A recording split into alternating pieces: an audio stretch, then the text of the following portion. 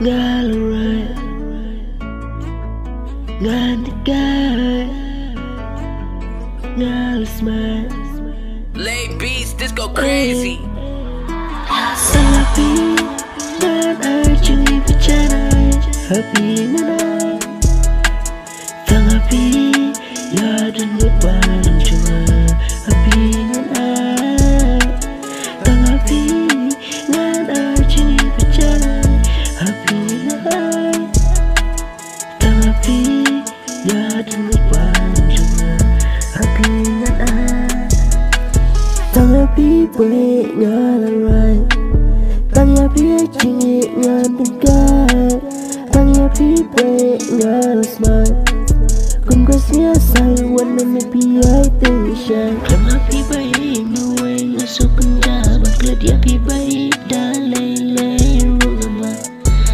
Tangapi baik ngasut mang Bandan bapi baik menesim jolakan dokatran Tangapi baik nadoni keman Bandan bapi baik kanong ngasuk man Kupik luar buat kiat bermain Penyanyi kiat jishan Ngalarai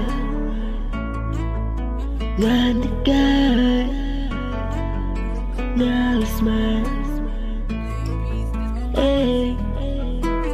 Tangapi dan arjungi bicara Happy